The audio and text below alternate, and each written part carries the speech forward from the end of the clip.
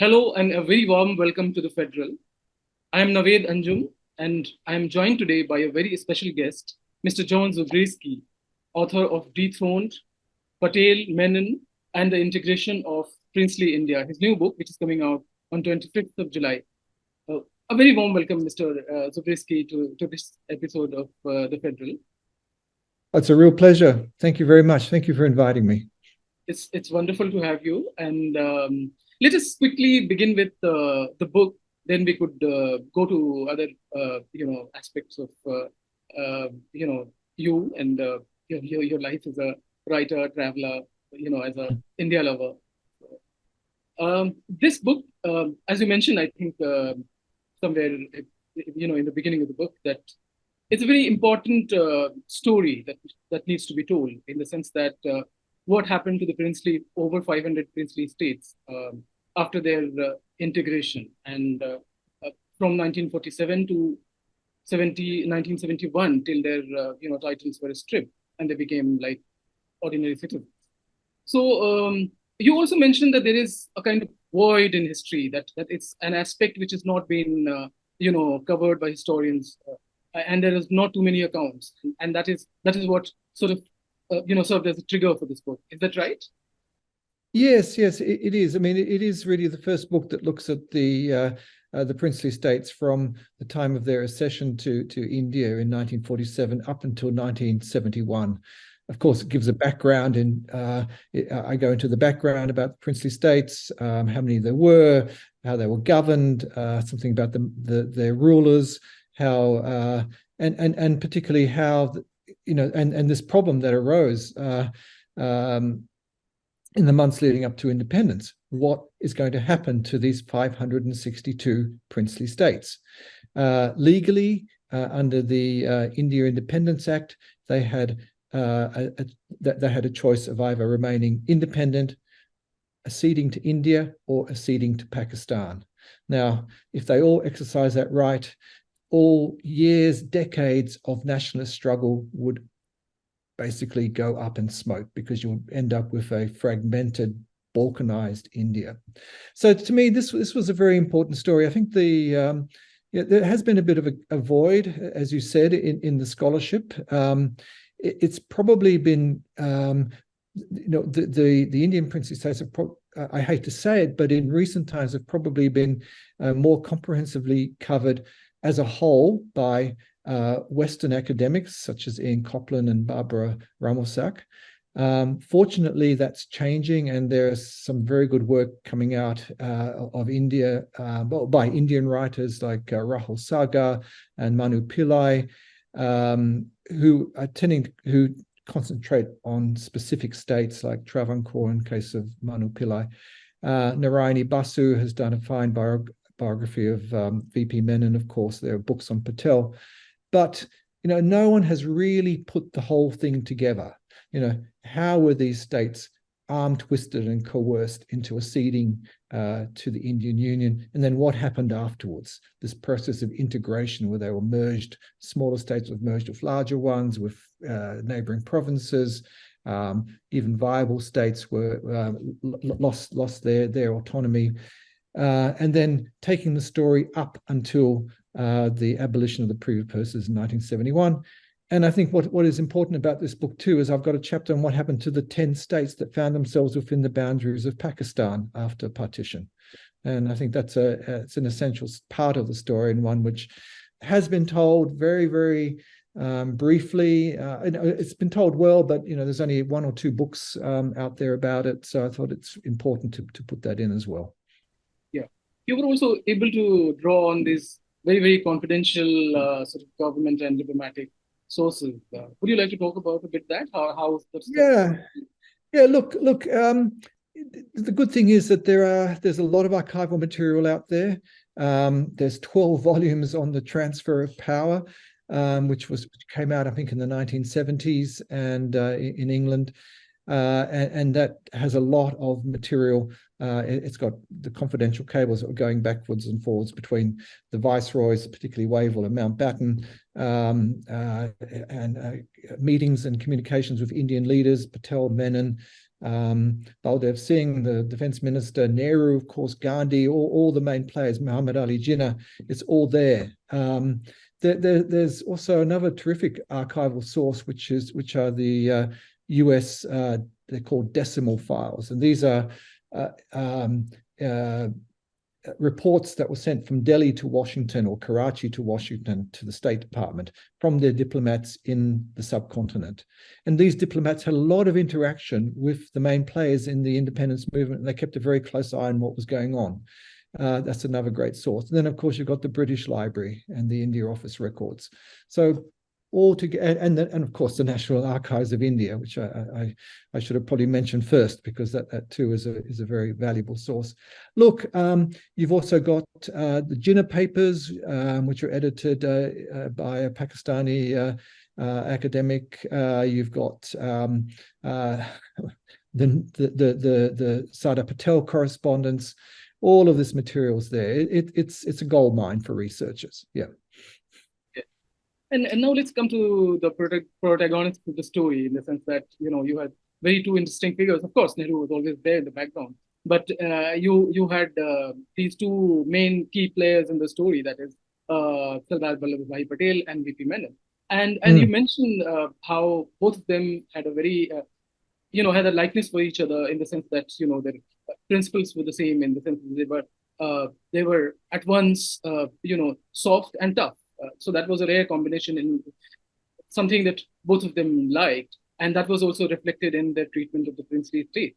That they, while they tried to cajole and convince, they were at the same time very, very,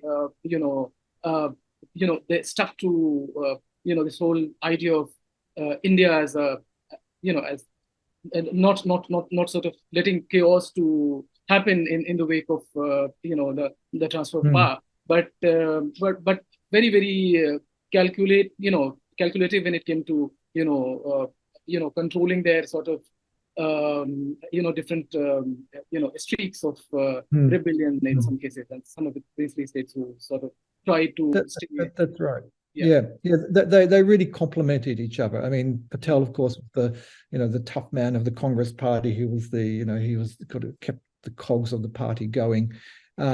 He was a tough pragmatist. Menon was a very canny, clever strategist. They both had the same antipathy towards the princely states. It wasn't as strong as Nehru's, fortunately, because had Nehru been in charge of the States Department, I doubt if things would have turned out as well as they had.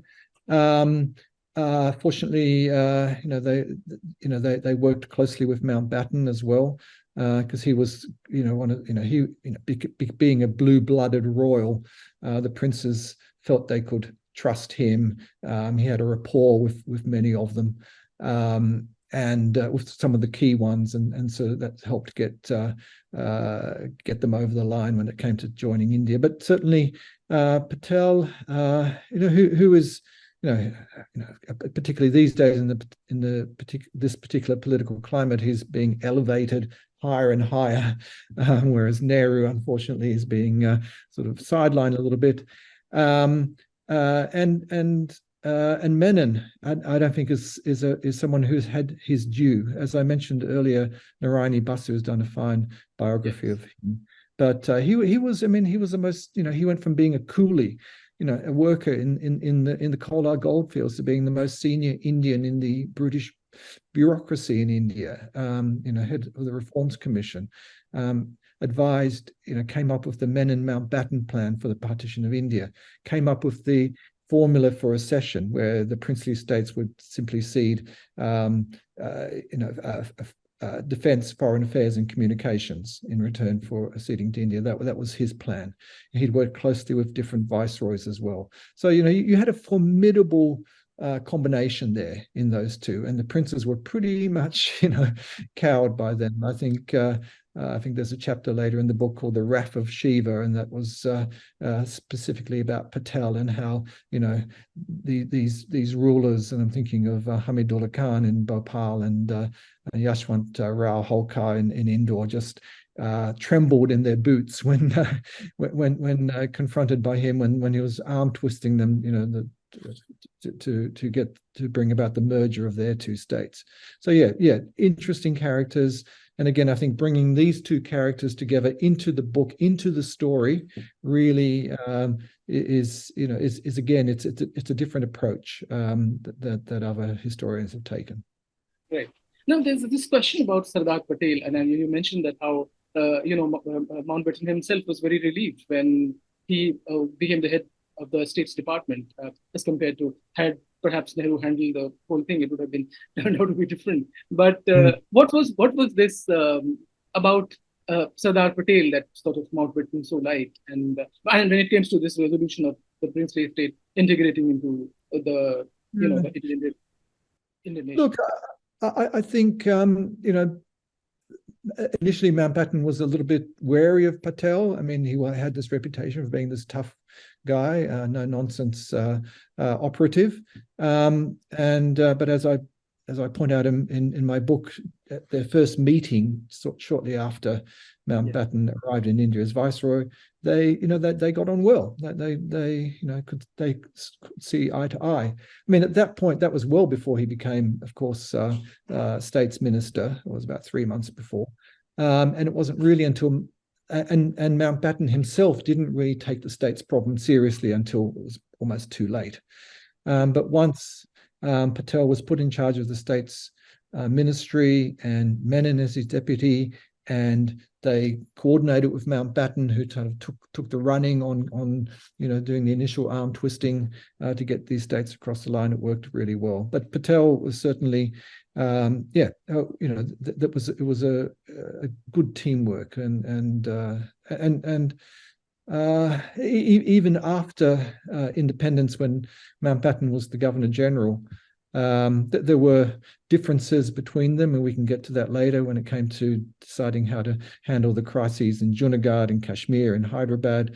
Patel was much more, he wanted action. He didn't want to, he didn't want to obfuscate. He wanted, these problems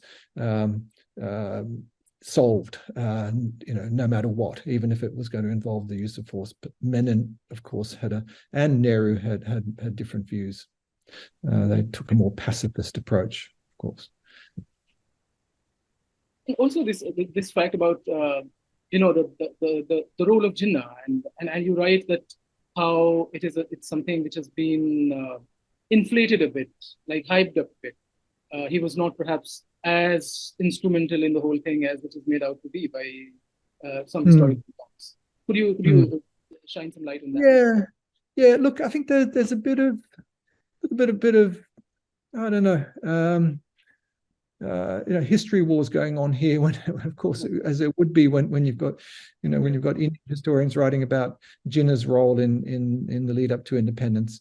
And when you look at important princes like Hamidullah Khan, who was a chancellor of the Chamber of Princes until he resigned in June, he was a Muslim Nawab ruling over a Hindu majority state, an incredibly important one, Bhopal, right smack bang in the center of India. And certainly, he and Jinnah did work closely, and had this, or more. It was more Hamidullah Khan, who had this idea of creating some sort of a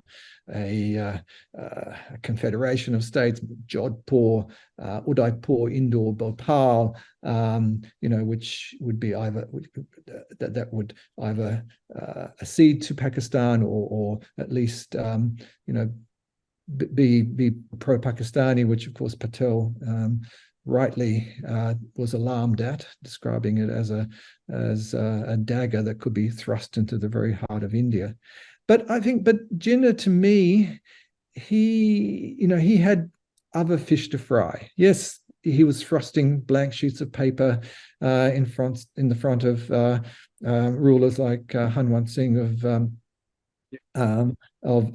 Jodhpur, of some of the Sikh states, saying, write out your conditions and I'll sign on the bottom line. Whatever you want, you can have, as long as you, come over to Pakistan.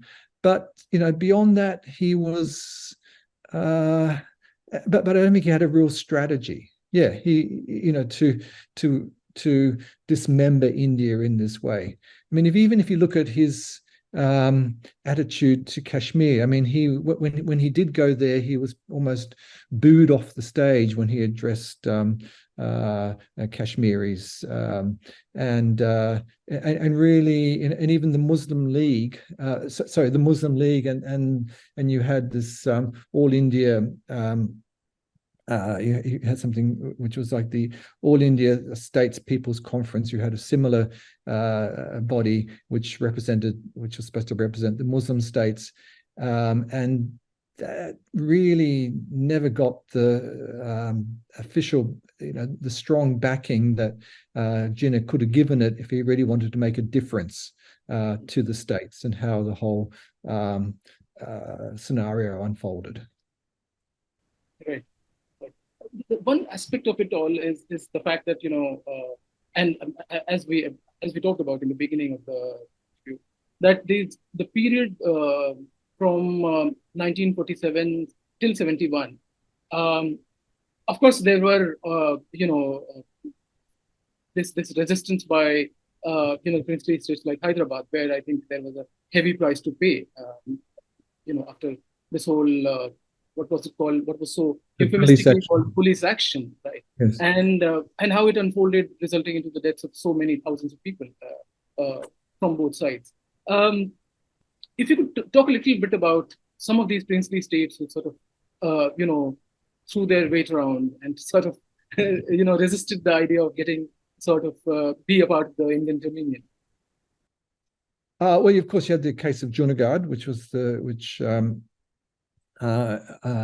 acceded to Pakistan. Pakistan accepted its accession about a month after independence in mid-September. It was brought to heel through basically show of force on the Indian side. Patel was, being a Gujarati, certainly was not going to tolerate a breakaway state like that on the Kathiawar Peninsula. So there was, and again, here you had a Muslim Nawab ruling over a Hindu majority population, separated physically from Pakistan. So it was really something that was never going to work. Then you had, of course, the Kashmir crisis, where the Hindu Maharaja of a Muslim majority state was vacillating over whether to accede to India or Pakistan or remain independent. And that too was, he eventually signed this instrument of accession, whether it was under duress or whether it was signed after Indian troops landed in Srinagar on the 26th of October or not, is something that we'll probably keep arguing about for decades to come. And then Hyderabad, which was possibly the most serious crisis of all, because there you have this state of 1.6 crore people in the center of India, in the real belly of India. And I think, as Patel said, that how can India survive without its belly? It would literally die. And so that again, was something that the Indian government was just never ever going to tolerate. Eventually ran out of patience, and that was I think the Nizam, then Osman Ali Khan, was being blindsided by these crazy ideas of that Hyderabad could actually survive as an independent state. He was under pressure from the Razakars, from Qasim Rizvi, the leader of that group, also almost like Taliban-like group that was well, not well armed, but they were armed, they were like trained. But in the end, when the Indian army did invade, they pretty much folded almost immediately. But people when the story of the integration of the princely states is told, they're the three states that come to mind as being the outliers, as being the ones that threatened hard-won gains of India's independence. So there'll be this fragmentation, there could be war and so on. But there were lots of other states that dragged their heels, tried to get a better deal. Indore being one, Bhopal another. You had a state like Ratanpur, which was an 11-gun state in Gujarat, which didn't accede until the middle of September. It was one of the states that had earlier on in July 1947 appealed to Jinnah. There was a couple of other smaller states that went along with it, wanting to accede to Pakistan. The requests were ignored. You had even states like Baroda, making problems. So it was there was certainly and even when there was, even during this process of integration, and the first states that were affected were that came under the process were in Orissa and Chhattisgarh. Yeah, they eventually acceded. Sometimes, it was threats of armed intervention that got them to give up their powers in return for privy purses and privileges. But then later on you had, and I found this in the National Archives of India, records of the Intelligence Bureau watching some of these rulers who were, prepared, were toying with the idea of forming some sort of, linking up with right-wing groups and talking about overthrowing, the newly elected government because they were unhappy with with this process of integration, with the way that they'd felt betrayed. These promises that they'd signed, these undertakings that they'd signed in these instruments of accession, suddenly they were being thrown out the window, and they had to, integrate completely with the Indian Union, and there was a lot of discontent, and that was felt across many states. Right. Towards the concluding, towards the concluding years, till 1971, the role of Indira Gandhi was very crucial. In 1971, for instance, when their privileges and titles were all stripped and they became ordinary citizens.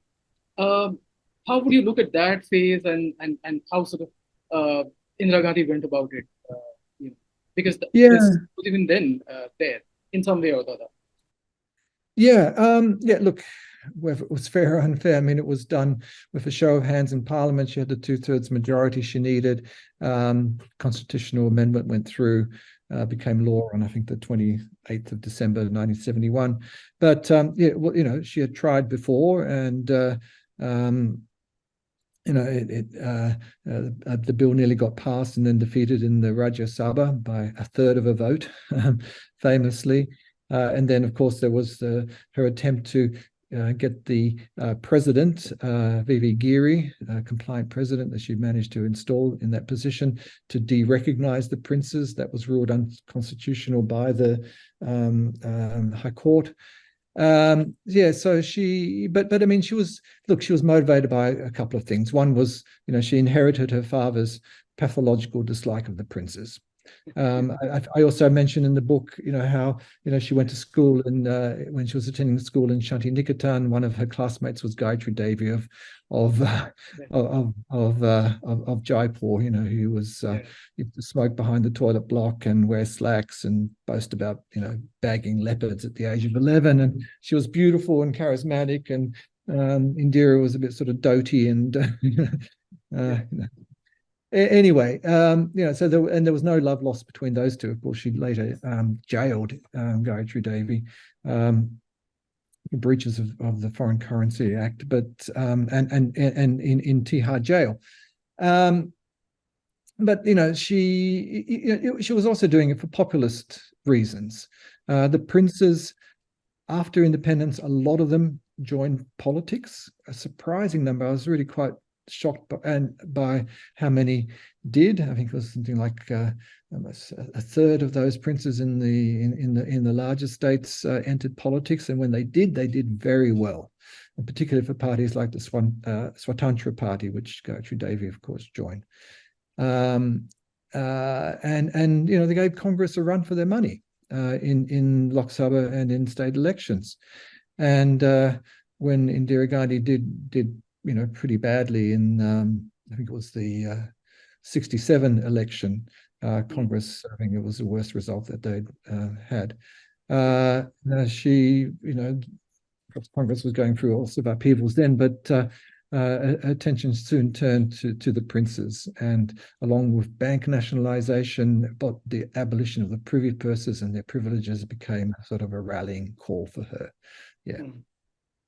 Yeah, this aspect about this whole assertion of independence and the separatist tendencies that continued well beyond 97, as we see in the northeastern states, and in Punjab, for instance, this whole demand for Khalistan. And how do you see these, especially parts of India that were erstwhile princely ruled by these princes, potentates, and how they sort of negotiated that kind of change in their fortunes, in their circumstances. They were also patrons of arts and literature. So, how do you see these landscapes changing after the sort of from the transfer of power to the abolition of their perks and privileges? Yeah, I'm glad you mentioned Khalistan in the northeastern states, because I think my argument is that you had states like Bhopal, Indore, Hyderabad, Travancore, whatever, Kashmir, maybe not. All these states, wanting, telling Patel, Menon, Nehru, okay, let the people of the states decide. That was a Congress demand. Congress always said, it should be up to the people of these states to decide whether they want to have these rulers as their, representing them, or to chuck them out. And you can argue that probably rulers like Jivaji Rao of Gwalior probably would have remained, the ruler if the people had their say. But I think that there would have been a realization pretty quickly that the only way for these states to survive would have had to have been to come to some sort of accommodation with the Indian Union.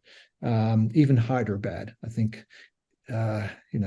cooler heads would have prevailed, and they would have seen that the only way that they wouldn't be able to survive as an independent country, that they would have to, merge with India somehow. And as it turned, and you're right, the biggest threats to India's unity since independence have come from northeastern states, the Naga rebellion, for instance, the Khalistan push for an independent Khalistan and things like that, rather than coming from within the princely states. The princes themselves, they've come to terms with they quickly came to terms with the wiser ones quickly came to terms with the new realities that independence brought, and they took steps to introduce representative government. They took steps to appoint good, capable people to to run the state and so on. Mysore, again. Gwalior and states like Aund in what is now Maharashtra, and of course since then they've and with the abolition of the privy purses, some have fallen on hard times, but some have just made the most of the new situation. I think that there was the biggest problem is that they were always divided. They could never come together as a coherent group to lobby for their interests, and which is one of the reasons why I think Indira Gandhi managed to there was no real opposition. There was no there was once the privy purses were abolished, that was it. There was some grumblings, but they more or less had to accept it and move on. And they've moved on, and some have made tremendous strides, as you said. They've been patronizing the arts. They've become wildlife conservationists. Some have gone into business. Some have obviously turned their palaces into hotels and things like that. But they've the wiser ones have done brilliantly. And that's a good thing for India, and it's a good thing for them.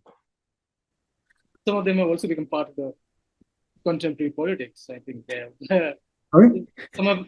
Many of them have joined politics. Oh, And yes, yes, yeah, yes. Look, you look at Dia Kumari. My previous book was on the House of Jaipur, yeah, Jaipur royal family. Look at yeah, her. I mean, she won her seat by, uh, was it 500,000 votes right, in the last election, and I'm sure she'll probably do extremely well in the upcoming one. Um, you know, look at Jyotiraditya Scindia, who's yeah, now the aviation minister in the BJP government. Again, yeah, coming from a very long line, his father was in politics, yeah, for Congress. His mother was in politics for the BJP.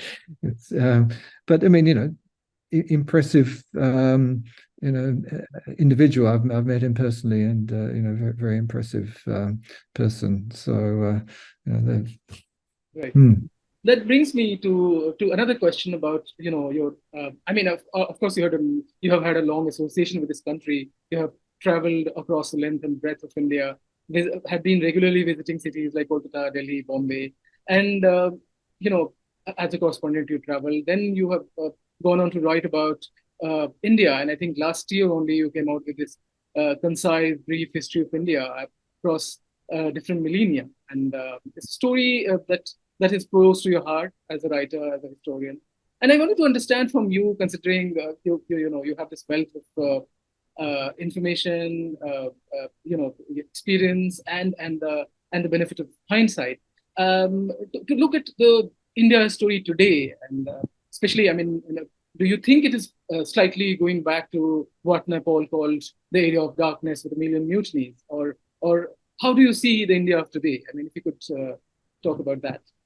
Yeah, there's a lot about the India of today which troubles me. um, you know, I only have to you only have to turn on, well, you don't turn on the news these days. You look at newspapers and news sites on the web. You see reports of lynchings. You see reports of women being paraded naked and then raped in states like Manipur. You read about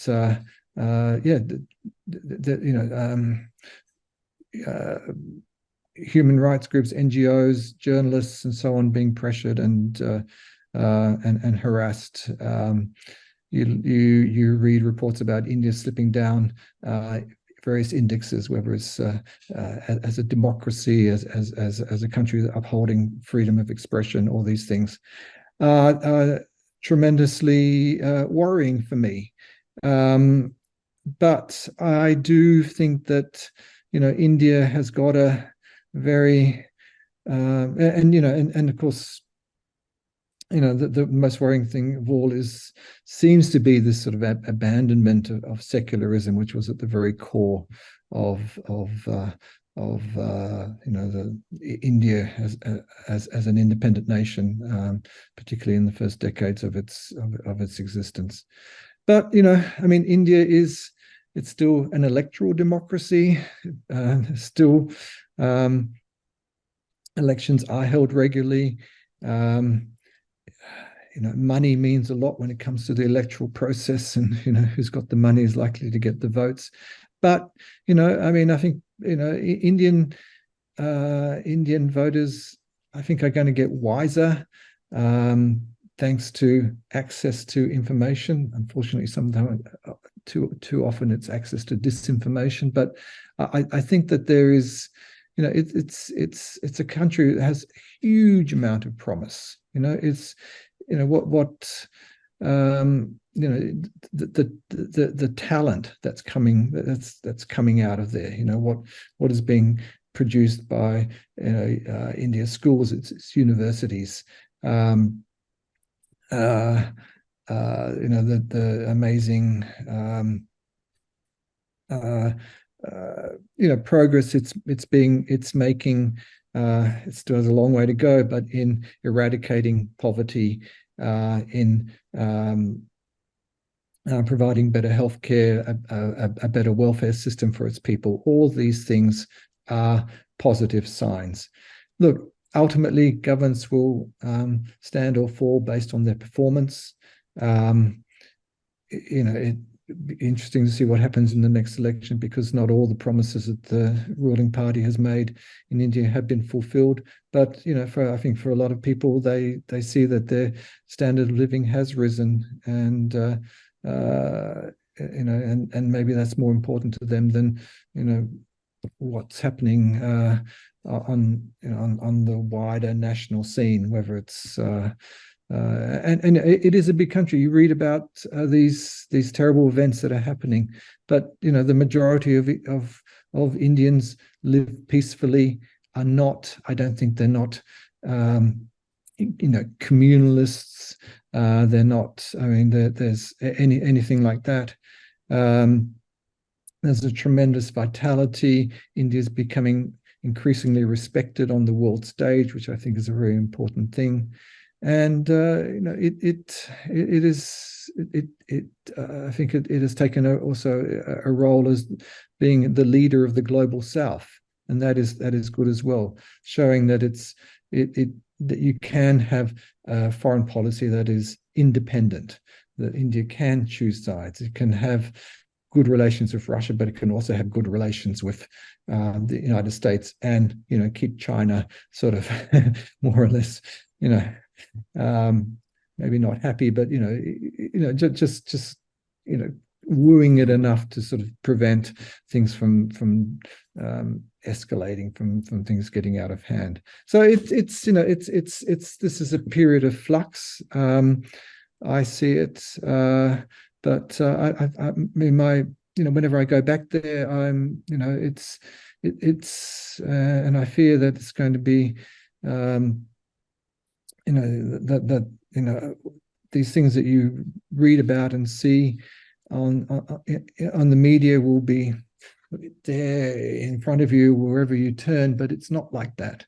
The vast majority of Indians want their kids to have a good education, want to invest in that. That is the most important thing, I think, for whether it's a villager in Bihar, a beggar on the streets of Bombay, that they want that for their children. They want a better future for their children and their children as well, and they're working towards that, and that's tremendous, and I think that's a really good thing. When was the last time you were here, and when are you planning to come next? I was last in India in January for attending a couple of writers' festivals, and I'm hoping to be back there again in January next year. Yeah. I've got some other, research that I'll be doing. I haven't been invited to any festivals yet, but I'm certainly, if there are any that are being held at the time. I mean, even if I'm not invited, I'm sure I'd love to attend Jaipur. Because it's always a tremendous lineup of writers. It's a great opportunity to catch up with friends and present my work if I've got the opportunity. Look forward to seeing you. On that note, thank you so much, Mr. John Zubrzycki. It was wonderful to have had this conversation with you.